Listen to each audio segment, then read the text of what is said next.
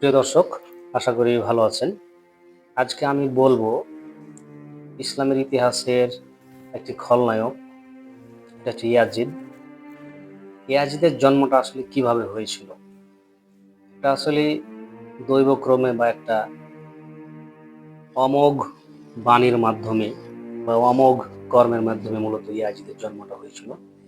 Yazid বলতে গেলে আমরা সেই মুয়াবিয়ার ছেলে বা মাবিয়ার ছেলে ইয়াজিদ, এবং যে ইয়াজিদের সাথে আমাদের প্রিয় নবী হজরত মুহাম্মদ সাল্লাল্লাহু আলাইহি সাল্লামের প্রিয় দৌহিত্র হজরত হাসান এবং হজরত হুসাইনের যে ঘটনাগুলো জড়িত আছে মূলত সেই ইয়াজিদ। তো সেই ইয়াজিদের জন্মটা হয়েছিল কিভাবে আমি আপনাদের এখন বলবো। ঘটনা হচ্ছে, একদা হজরত মুহাম্মদ সাল্লাল্লাহু আলাইহি সাল্লাম তার প্রিয় কিছু সাথী বা সাহাবী নিয়ে একদা বসে আছেন, দিন শিক্ষা করছেন। এমন সময় হজরত মুহাম্মদ সাল্লাল্লাহু আলাইহি সাল্লামের বদন, এই মুখমণ্ডলটা মলিন হয়ে গেল। একথা দেখে, এমন অবস্থা দেখে হযরত মুহাম্মদ সাল্লাল্লাহু আলাইহি ওয়াসাল্লামের সামনে উপবিষ্ট তার প্রিয় সাথী বা সাহাবীগণ হযরত মুহাম্মদ সাল্লাল্লাহু আলাইহি ওয়াসাল্লামকে জিজ্ঞেস করলেন, হে প্যারা নবী, আপনার হঠাৎ মুখ চোখ মলিন হয়ে গেল, আমাদের বলুন। কথা শোনার পর হযরত মুহাম্মদ সাল্লাল্লাহু আলাইহি ওয়াসাল্লাম তেমন কিছু বলছেন না। পরে সাহাবারা যখন একটু জোর করার চেষ্টা করলেন, তখন হযরত মুহাম্মদ সাল্লাল্লাহু আলাইহি ওয়াসাল্লাম বললেন যে, আমি একটা মূলত দৈববাণী জানতে পারলাম। সেটা হচ্ছে যে, তোমাদের মধ্যে এমন একজন আছে, তার পরবর্তী বংশধর মূলত আমার পরবর্তী বংশধরের ধ্বংসের কারণ হবে।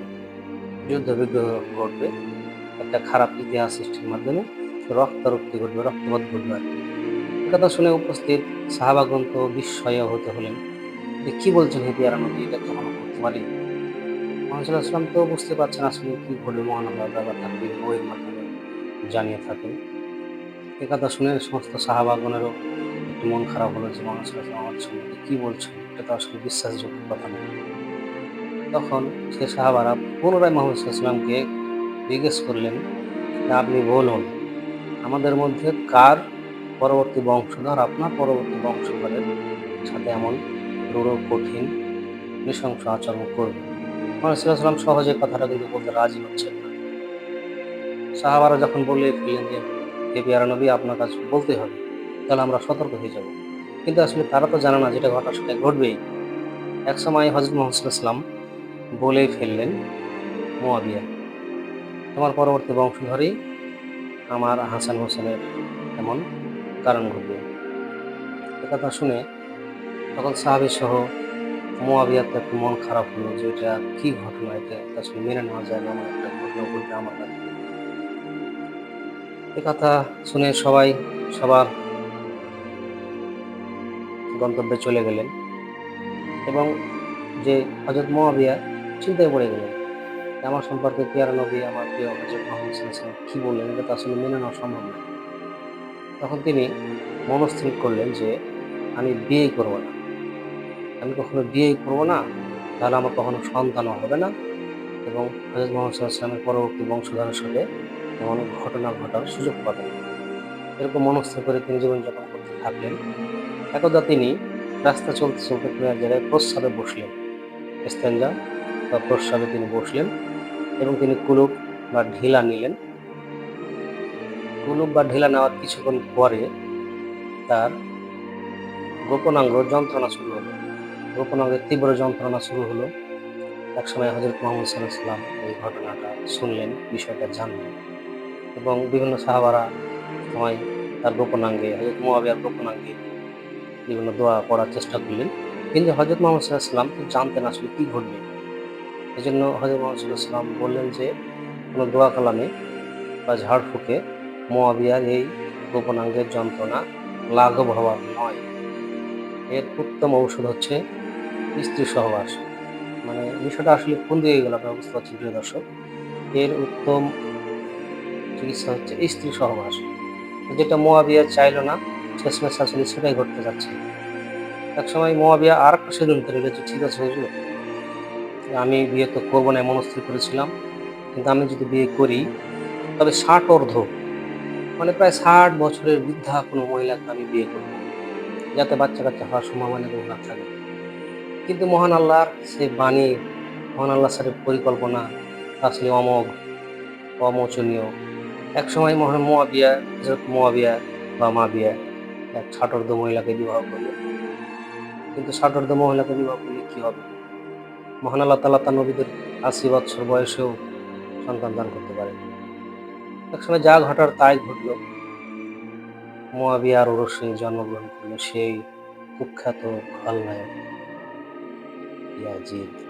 এবং সেই ইয়াজিদও এভাবে বড় হতে থাকে। এদিকে হযরত মুয়াবিয়া তো চিন্তিত হয়ে পড়েন। তার সন্তানকে বিভিন্ন সুশিক্ষা এবং ধর্মের শিক্ষা দিতে দিতে থাকেন। কিন্তু আসলে যা ঘটবার তাই তো ঘটবে। ইয়াজিদ খলনায়কই গড়ে ওঠে এবং এদিকে হযরত মুহাম্মদ সাল্লাল্লাহু আলাইহি ওয়াসাল্লামের দৌহিত্রগণ হাসান এবং হুসাইন তারা বড় হতে থাকে এবং একসময় একটা মেয়েকে বিবাহ করার জন্য ইয়াজিদ প্রস্তাব পাঠায়। একটা ঘটক বা পয়গামের মাধ্যমে প্রস্তাব পাঠায় যে অমুক মেয়েটাকে আমি বিবাহ করব। পথিমধ্যে কিন্তু হযরত হাসান রাদিয়াল্লাহু তাআলা আনহু সেই ঘটককেও বলেন যে সেই মহিলার সাথে বিবাহের জন্য আমার প্রস্তাবটিও রাখবেন। যদিও তখন হযরত হাসান রাদিয়াল্লাহু তাআলা আনহু কিন্তু বিবাহিত ছিলেন। কারণ সে সময় একাধিক বিবাহ তো আসলে তো কোনো বিষয় ছিল না। তো এই সময় যখন সেই ঘটক সেই ইয়াজিদের এবং হযরত হাসান রাদিয়াল্লাহু তাআলা আনহুর যে বিয়ের পয়গাম সেই মহিলার কাছে নিয়ে যায় এবং সেই মহিলা ছিল তো দিনদার। এই মহিলাটার নাম আমরা অনেকেই জানি, কিন্তু আমি আজ বলব না, আপনারা কমেন্টে জানাবেন। কারণ আমরা আমরা বাংলা বইয়ে অপূর্ব ক্ষমা, মীর মোশাররফ হোসেনের একটা অপূর্ব ক্ষমা একটা গল্প ছিল। সেটা হচ্ছে বিষাদ সিন্ধুর মহররম পর্বের সরস প্রবাহ থেকে নেওয়া। এবং যথারীতি সেই দিনদার মহিলাটি মুয়াবিয়া, সে রাজা, মুয়াবিয়াকে পছন্দ করে না। তিনি মূলত গরিব। সে হযরত মুহাম্মদ সাল্লাল্লাহু আলাইহি ওয়াসাল্লামের পবিত্র হযরত হাসান রাদিয়াল্লাহু তাআলা আনহুকেই পছন্দ করেন এবং বিয়ের পয়গাম পাঠান। এতে সেই মুয়াবিয়ার ছেলে ইয়াজিদ, কুখ্যাত ইয়াজিদ কিন্তু চেতে যান। পরবর্তীতে যা হোক হযরত হাসান রাদিয়াল্লাহু তাআলা আনহু তার দ্বিতীয় বিবাহটিও সম্পন্ন হয় এবং কোনো এক কুচক্রী মহিলা মাইমুনা কুটনির মাধ্যমে হযরত হাসান রাদিয়াল্লাহু তাআলা আনহুর পরিবারে দাম্পত্য আরকি বিষ ছড়ানোর চেষ্টা করেন। তার আগের স্ত্রীকে বলেন যে, তোমাকে ভালোবাসে না বিধায় আরেকটি বিবাহ করেছে। এভাবে আর লম্বা ঘটনা, বিশাল ঘটনা। হযরত হাসান রাদিয়াল্লাহু তাআলা আনহুকে সে বিষ পান করান, এটা আমরা সবাই জানি। এবং তারই রেশ ধরে হযরত হাসান রাদিয়াল্লাহু তাআলা আনহুকে সেই কারবালার প্রান্তরে 10ই মুহররমের ঘটনা, সেখানে ইয়াজিদের বাহিনীর কর্তৃক আরকি তিনি ধৃত হন, গ্রেপ্তার হন এবং সেখানে যুদ্ধ সংঘটিত হয়। ইতিহাসের বেশ লোমহর্ষক যুদ্ধ সংঘটিত হয়। সেখানে আল্লামা ইকবাল তার কবিতাতে বলছেন যে ৭২ জন সেখানে সম্ভবত শহীদ হয়েছিলেন। চমৎকার একটা কবিতা আছে আল্লামা ইকবালের, যে কুফাওয়ালা মুসাফির না সমঝো মে আয়া নেহি হে বুলায়া গায়া হে। মানে হে কুফাবাসী, তোমরা আমাদের মুসাফির ভেবো না। আমরা এখানে একাই আসিনি, ইচ্ছা করে আসি নাই। আমাদের এখানে ডেকে আনা হয়েছে। এবং সেখানে আরো আল্লামা ইকবালের কবিতা আছে, মে রোয়া নেহি রোলায়া গায়া হে, মানে আমরা আসলে কাঁদিনি, আমাদের কাঁদানো হয়েছে। যে মস্তক আল্লাহর দরবারে অবনীত হওয়ার কথা ছিল, সেই মস্তক আজকে এখানে কর্তৃত হলো। লম্বা ঘটনা। প্রিয় দর্শক, এ হলো আমাদের সেই ইসলামের ইতিহাসের এক জঘন্য চরিত্র ইয়াজিদের জন্ম বৃত্তান্ত। সবাই ভালো থাকেন। অন্য কোনো দিন অন্য কোনো বিষয় নিয়ে আলোচনা করব। আসসালামু আলাইকুম ওয়া রাহমাতুল্লাহ।